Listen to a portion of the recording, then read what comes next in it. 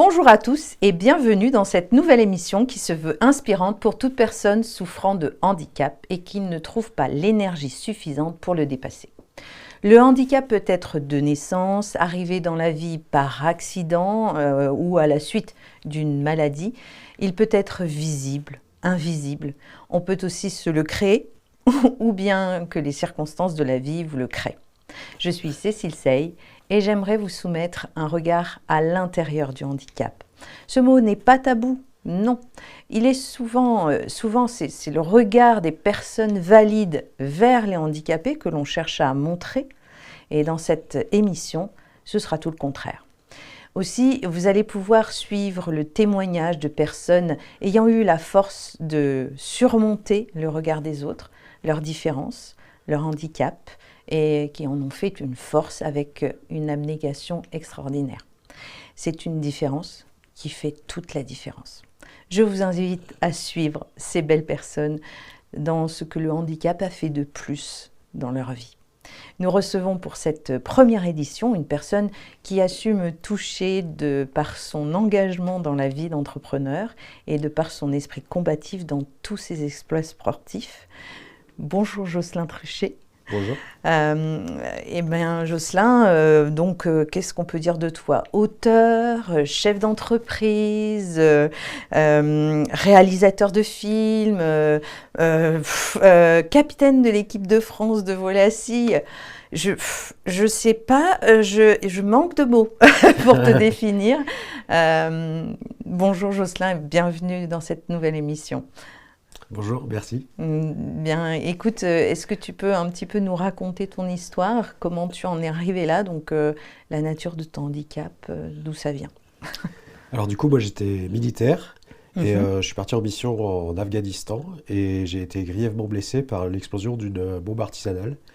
Et du coup, j'ai eu tout le côté gauche qui a été criblé d'impact, d'éclats. Et notamment un gros qui m'a cassé le fémur et percé la fémorale, ce qui fait que après avoir essayé de sauver ma jambe, on a été obligé de m'amputer au-dessus du genou. D'accord, ok. Et donc comment tu as dépassé en fait ce handicap? Comment tu as su surmonter ça en fait? Alors, au début, forcément, c'est très compliqué quand on est sur le lit d'hôpital et qu'on se retrouve à 25 ans, qu'on vous explique que du coup, vous avez une jambe en moins. Donc, je veux dire, moi, j'étais militaire, c'était mon métier. Ma passion, c'était la montagne. J'ai toujours fait de la montagne en alpinisme, en escalade et ainsi de suite. Et du coup, passer le premier choc, entre guillemets, on nous explique ça, moi, j'ai très vite su rebondir. C'est-à-dire, en fait, je me suis dit, t'as de la chance, t'es pas mort, donc vas-y, profite de la vie, profite de la vie. Sachant que, vu la charge qui a explosé à côté de moi, j'aurais dû mourir Oui. de façon presque sûre. Mm. Donc du coup, moi, ma façon de rebondir, en fait, ça a été de me lancer des défis. C'est-à-dire, au début, c'est tout petit, hein, c'est d'arriver à se lever du lit, faire le tour du lit, parce que quand on passe 2 semaines dans le coma, forcément, nourri par des tuyaux, on perd la plupart de ses muscles, donc il faut se remuscler. Donc c'est un long apprentissage, une longue rééducation. Et, et du coup, après, les défis, c'est de plus en plus, entre guillemets, engagé. Donc ça peut aller jusqu'à... surtout une fois qu'on a sa prothèse, où du coup je retrouve mon autonomie, c'est-à-dire que je peux quitter les béquilles, je peux retrouver l'usage de mes mains pour pouvoir porter, faire des choses. Et surtout, je perds ce côté vraiment dépendant des autres. Parce que une fois, quand on est en béquille, par exemple, on est tout le temps en béquille, par exemple, se faire à manger, c'est compliqué, en fait, plein de petits gestes de la vie quotidienne qui paraissent rien, c'est compliqué. Après, par exemple, quand on veut se déplacer, aller à un endroit, forcément, on est obligé vraiment de se garer au plus près, donc il faut pouvoir trouver les places. Et après, en béquille, c'est tout de suite plus physique. Et après, du coup, les défis, au fur et à mesure, ça devient de plus en plus ambitieux. C'est-à-dire que, par exemple, 5 mois après mon amputation, j'étais de nouveau sur un mur d'escalade, j'ai rattaqué le ski, Ah oui. tout, en fait, en gros, quasiment tout ce que je faisais avant. parce que je voulais trouver les limites, entre guillemets, de mon nouveau corps, et de savoir, en fait, en gros, ce que je pouvais faire, plus faire, ou ce que je pouvais faire, mais ou comment on pouvait adapter les choses pour Différemment. pouvoir réussir à les faire. Mhm. C'est plus ça, parce que pour moi, il n'y a rien qui est impossible, mais en fait, en gros, ça demande plus d'adaptation. Oui, bien sûr, bien sûr. Mais les défis montent en grade, d'après ce que tu me dis. Puis alors là, on en est au Mont Blanc, quoi. Je veux dire, tu vas aller où après? Bah, du coup, le Mont Blanc, j'étais parti 2 ans après mon amputation pour pouvoir le faire. Malheureusement, on n'a pas pu aller au sommet à cause des conditions météo qui n'étaient pas forcément bonnes, il faisait trop chaud. Mhm. Mais sur la partie montagne, du coup, l'année passée, j'ai fait le tour du Mont Blanc. Donc 135 km, 10 000 mètres de dénivelé positif. Et donc du coup avec 2 autres collègues amputés de l'équipe de France de volley assis. Et du coup c'était la première fois à notre connaissance que des amputés faisaient le tour du Mont Blanc en intégralité. C'est beau, ça doit faire vivre en fait quelque chose à l'intérieur de toi qui est une force, c'est incroyable. Enfin, tu te dis que tu peux en fait tout faire, quoi. Enfin, comme une personne normale, je pense. Alors pour moi, oui, en fait moi je me mets pas de barrière. Mhm. C'est-à-dire que pour moi, rien n'est impossible. Après, c'est sûr, ça demande beaucoup plus d'adaptation. Par exemple, de partir faire le Mont Blanc, ça demandait une logistique un peu plus. Fallait équiper des passages quand c'est trop raide. Parce que du coup, quand je monte, par exemple, je peux pas mettre un pied là et l'autre au-dessus. En fait, je suis obligé de ramener mon pied amputé au Oh même là, la niveau même, ouais. et après remonter et ainsi de suite. Donc, ça prend nettement plus de temps. Mhm. Et pour aider à ça, par exemple, vous avez mis des cordes fixes où je pouvais tracter avec les bras pour pouvoir m'aider et soulager aussi l'appui sur La l'autre jambe, quoi. Oui, oui, sur l'autre jambe, parce qu'elle doit fatiguer. Alors, du coup, tu dirais quoi? Que dirais-tu à quelqu'un qui vivrait en tout cas la même chose que toi? Alors, qu'est-ce que je dirais? Je dirais qu'en fait, faut se battre. Mhm. Parce que c'est pas parce qu'il nous manque une jambe, c'est pas parce que voilà, il nous manque un bras ou on a un handicap. Après, il y a des handicaps qui sont plus ou moins lourds, hein. Je dis pas que tout c'est facile, bien au contraire. Mais en fait, en gros, on a la chance d'être toujours en vie. Et donc, du coup, il faut profiter de la vie qu'on a et ne pas s'enfermer dans, pas Dans dans le misérabilisme, mais je veux dire ces de, pensées négatives, oui. voilà, de toutes Mhm. ces pensées négatives et justement, non, faut s'ouvrir vers les autres et ça nous fera grandir, ça Mhm. nous fera nous épanouir et ça permettra aussi de s'offrir des opportunités.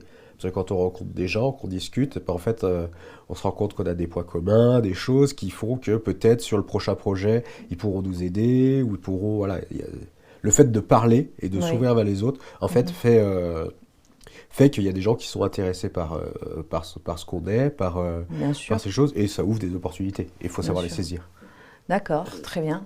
C'est très inspirant en tout cas de pouvoir se dire que finalement on n'est pas tout seul et que chaque histoire, sa propre histoire, peut en inspirer d'autres. C'est une belle leçon en tout cas de vie. À quel moment tu en as fait une force en fait de te dire que en fait c'est comme ça mais je peux me dépasser, je peux aller moi sur le Mont Blanc. À quel moment tu t'es dit ça? Tout de suite en sortant de ton lit Ben, d'hôpital? en fait, je pense que c'est le... Moi, j'ai vraiment eu... quand j'ai été blessé et que je suis sorti du coma, en fait, en gros, j'ai vraiment le livre de ma vie. En fait, j'ai fermé la page d'avant et j'ai Mhm. rouvert une page blanche. Et D'accord. du coup, je me suis dit, tout est possible, tout est à écrire. Donc vas-y. Et j'ai pas vraiment eu, entre guillemets, à un moment T, un déclic, ça s'est fait en fait naturellement. Et après, au fur et à mesure, justement, de rencontrer des gens, de témoigner, pareil, d'écrire le livre aussi, je me suis rendu compte que mon témoignage, ma façon d'être, en fait, Mhm. pouvait inspirer les gens. Et donc, du coup, je continue dans cette branche-là aussi pour... Je pense que c'est pour ça que tu es là, en tout cas pour en inspirer encore plus. Merci en tout cas, Jocelyn. On dirait que un mental d'acier, ça se forge d'après toi. Ou tu étais comme ça en fait finalement avant cet accident. Alors, je dirais un petit peu des deux. C'est-à-dire que moi, j'ai toujours été un éternel optimiste. Ouais. Donc, de dire que voilà, rien n'est impossible. Mhm.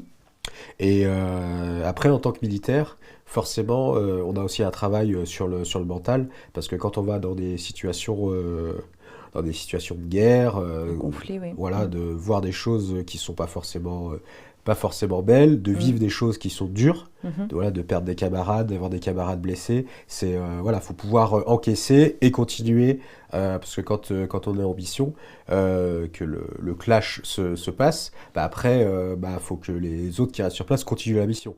Toutes ces choses, en fait, ça se travaille. En gros, maintenant que je suis sportif, en fait, c'est l'équivalent de la préparation mentale.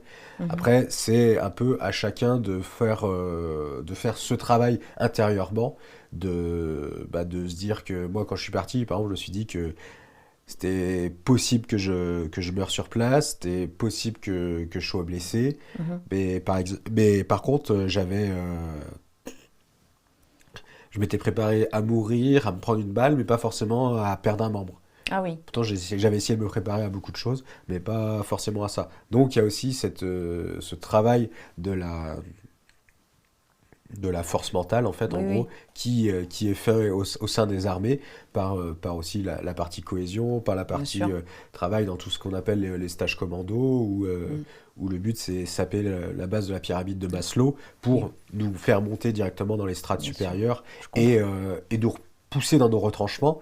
Et bien souvent, en fait, on se rend compte que bah, notre corps et notre esprit peut nous amener beaucoup plus loin que ce qu'on pensait être Oui. capable de faire. Oui, c'est un paradoxe d'ailleurs, ouais. On est, on se limite tout seul, Oui, alors que finalement, on peut aller beaucoup plus loin que ce qu'on pense en fait. Mais effectivement, quand tu dis que cette force, en fait, on se prépare pas finalement à un accident. Cette force, elle arrive parce que ben, on s'est préparé à plein d'éventualités, mais on se prépare pas à cette oui. éventualité-là. Et quand elle arrive, ben, il faut bien vivre, quoi, en fait. C'est ça ce que tu dis. Ouais, très bien. Du coup, est-ce que tu penses être différent des autres? Alors, pas du tout. Dans le sens où, pour moi, je suis toujours la même personne que j'étais avant mon accident. Mhm, Certes, j'ai une jambe en moins, certes, il y a des choses qui ont changé, ma vie a complètement changé, mais je suis toujours là, au fond de moi, je suis toujours la même personne. mhm. Et par rapport, entre guillemets, la distinguo Andy et valide, euh, pour moi, je suis quelqu'un de normal. Donc, des fois, je suis moins handicapé que des valides, par exemple dans le volet assis, donc où tout le monde est assis par terre et doit se déplacer au sol, et Mhm. ben des fois d'avoir une jambe ou deux jambes en moins permet d'être plus rapide et d'être moins embêté que les valides, du coup parce que c'est un sport mixte donc qui se joue valide et handi en même En temps, même temps, ouais. qui est totalement inclusif. Et donc des fois ça les handicape plus d'avoir des jambes que moi sans jambes. Du coup, c'est même un plus, quoi. D'accord.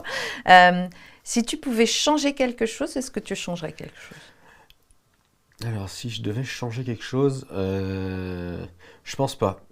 C'est-à-dire que je regrette pas du tout ce qui s'est passé, mon accident et toute ma vie après. Et donc, s'il fallait refaire, je referais exactement pareil. Donc non, non, je veux dire, j'ai une nouvelle vie qui s'est ouverte après mon accident. Voilà, je me suis adapté à elle. Et puis, actuellement, elle me plaît bien aussi. Tout va bien, quoi, dans le Tout meilleur va des bien. mondes. Et dis-nous, tu es un véritable homme d'action, d'après ce que tu dis, hein, du coup, en championnat, t'écris des livres. C'est quoi ton actualité là? Alors, mon actualité principalement sportive, Mhm, c'est donc là sur le mois de juin donc avec l'équipe de la SUL, donc à Lyon. Du coup, on a des compétitions, on a la Coupe de France ce week-end à Orléans. La semaine d'après, on part en Pologne sur l'Euroleague, qui est une compétition de clubs européens. Et donc, du coup, avec la SUL, on est le premier club français à y participer. Français à y participer? Et la semaine d'après, je suis à Prague avec l'équipe de France pour un tournoi. Ça n'arrête plus. Et le dernier week-end de juin, Ok. je ne suis pas libre. Non, je suis en finale des challenges 4x4, donc toujours en volley assis. Et juste après, donc le deuxième week-end de juillet, donc 8, 9, 10 juillet, à Lyon, on accueille la Bronze Nation League, qui est une compétition européenne de volley assis. Donc du coup, l'équipe de France, on jouera la Grande-Bretagne, l'Estonie et la République tchèque. Donc bien sûr, tout le monde est invité, c'est gratuit et... Et bienvenue, quoi, en fait. Ouais, bon, vous l'avez compris, si vous voulez un rendez-vous avec Jocelyn, il faut s'y prendre un petit peu en avance. Il y a quelques jours, il y a eu la première édition du tournoi international de tennis en fauteuil, à Annecy.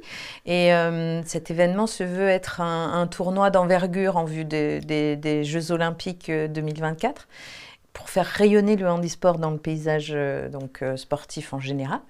Et cela t'inspire quoi? Alors, tu dirais quoi sur ce petit... Alors en fait, je pense que c'est bien d'arriver à créer des gros événements autour du handisport. Oui. Et parce que les gens en fait se rendent compte que c'est le même spectacle que du sport valide.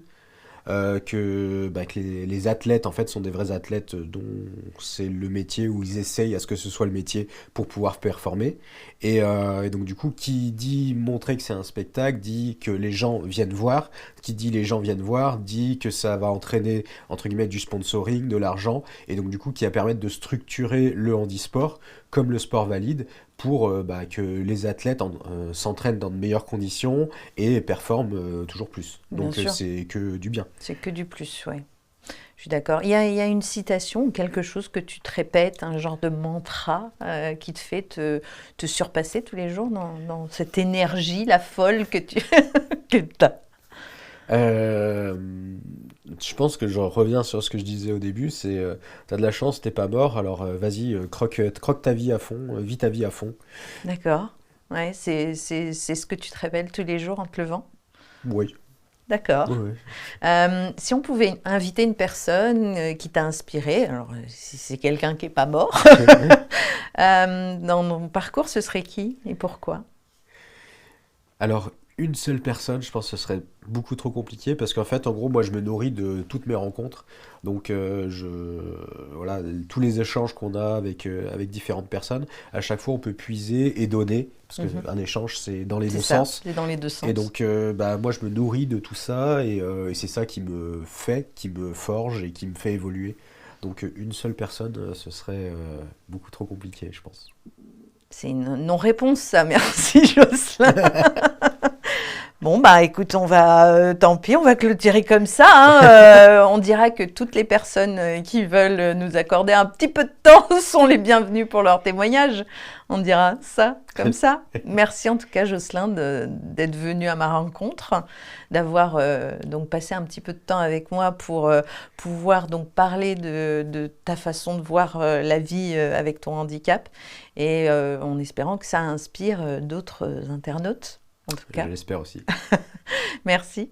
Alors, vous l'avez compris, n'hésitez pas à liker, à vous abonner, à mettre des commentaires sur les personnes que vous aimeriez voir dans cette émission.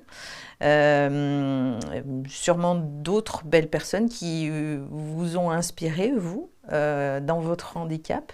Voilà. Et j'espère, pourquoi pas, vous recevoir.